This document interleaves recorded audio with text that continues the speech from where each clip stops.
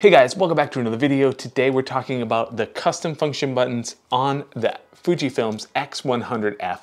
There are 7 different customizable buttons on this camera, 8 if you include this little control ring. Let's jump into it. All right guys, looking at the back of the screen, one thing to note, just so I know what's happening with my custom buttons, is I turn on the display that's on the bottom and the side of the screen. If yours isn't on, you just hit the back display button and it'll turn on. So let's jump into the main menu. Fujifilm's is super simple to use and very intuitive. So you go down to the little wrench icon, move over to button dial setting, click on that, and then go down to function setting. As you can see, the 7 different buttons are right there and what each one is laid out as. I will go through each button and why I set up mine the way I did, but if you click on any one of them, you notice that there are 4 pages of different options. So depending on your style of shooting and what you're shooting, you might have a different layout than I do. But showing you this is just to give you a starting point and to show you what somebody else is doing. It's always helpful to have a starting point and then modify as needed. So my function button number 1, which is located at right next to the shutter button, is the flash. So I love to shoot with an on-camera flash. That's one of the reasons why I picked this camera up. Sometimes I use it during the day as a fill flash, and then I use it at night as just an on-camera flash. If you click on the button, your flash menu comes up, then you use your little dial here to move to TTL or manual, and then you can adjust from there. If you want to see if your flash is on or off, you have this little icon here to the left of the screen. It's something that I always look at to make sure that I don't have my flash set on, because your flash will drain your battery faster. Okay, moving into function number 2, and that's the button that's located right next to your lens on the right side if your camera is facing forward. Function number 2 I have set as my ND filter. So if you're working in a bright sunny day and you want to shoot wide open or close to wide open, and you've maxed out your shutter speed and can't go any lower on your ISO, it's nice to have your ND filter right at the front. As you can see, mine was already turned on. So when it's bright out and I need to add a stop of neutral density, I just add it right there. It's super easy to use. I don't have to go through my my menu system to turn it on. Very useful. I use it all the time. Okay, so function button number 3, and this is now moving down into the D-pad. So 3, 4, and 5 are right here. Number 3 I set as the shutter. So this camera has a mechanical and electronic shutter, and you can see that your electronic shutter is enabled by looking to the left of the screen. So by enabling your electronic shutter, you're able to move into really high shutter speeds while maintaining a low aperture. So with a mechanical shutter, you max out at a certain shutter speed with the lower apertures. So if you wanted to use a really low aperture with a higher shutter speed, then you would want to enable the electronic shutter. One thing to note, when you're using your electronic shutter, your on-camera flash will not be able to be enabled. So if you're trying to use your on-camera flash, just note that you have to turn on mechanical shutter and then your flash will be able to turn on. Moving on the list to function button number 4, and that's the right side of the D-pad. I have mine set to focus area. So when your focus point is set, you can see that mine's right here. If that's not where I want to focus, you just press the right button and then you can easily move the focus point with either the D-pad or the joystick, either one.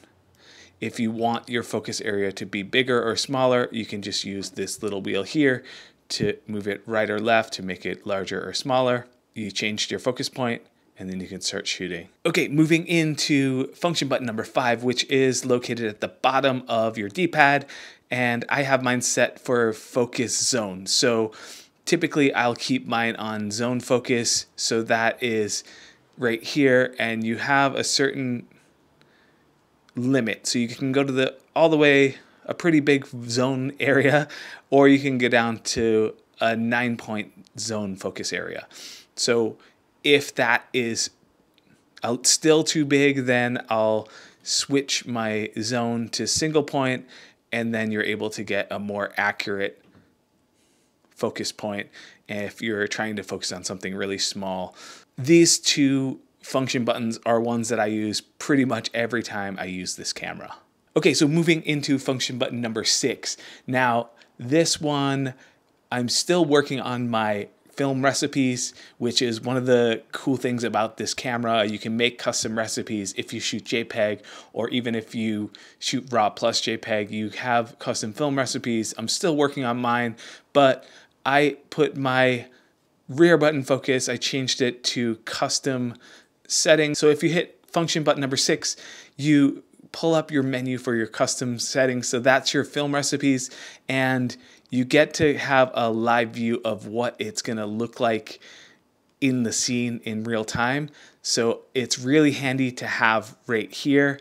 I love being able to toggle through the film recipes and then select the one that I want. And now I'm able to shoot with the look that I want really quickly. Okay, so the final, well, almost final, there is the control ring, but the final custom setting is the rear dial. I have mine set as white balance, so you can't just move it. You have to press the button in, and then you'll have your white balance menu. Now, I shoot my camera in RAW, so I'm able to change white balance in post, but there are times where I want to add some warmth or some cooling to my images, just in case I want to export the JPEG to my cell phone to share right away. It's nice to be able to have the color correct in the camera instead of doing it in post. So I have my white balance set to this right here. Once you've figured out which white balance you want, then just press, and then you can start shooting with your custom white balance. And finally, the 8th and final custom setting, I mentioned at the beginning that you can adjust your control ring as a custom setting. So there's 4 different options that you can set. There's standard, you can set it to white balance, but I already set my rear dial to white balance. And then you have film simulations. These are the ones that come in the camera that Fujifilm has set up already. Again, you can look at a live view of what each film simulation looks like with your eye up to the viewfinder or to the screen. It's really nice to have it at your fingertips. I have mine set to this. The one below film simulation is your digital zoom, and as I mentioned, I shoot in RAW format. So with your RAW format enabled, you're not able to use the digital zoom. So if you're somebody that wants to use digital zoom, you have to turn your RAW off and just use fine JPEG or any JPEG, and then you're able to use the digital zoom with your focus ring or your selector wheel on the front of the camera. All right, so you can see everything is customizable. There are 4 different pages of menu that you can go through and set up each button however you want, whatever works for your workflow with your style of photography. The sky is the limit. Next, check out this video on composition. It's all about leading lines, leading your viewers' attention straight into your subject. Don't forget to like and subscribe. I'll see you in the next video.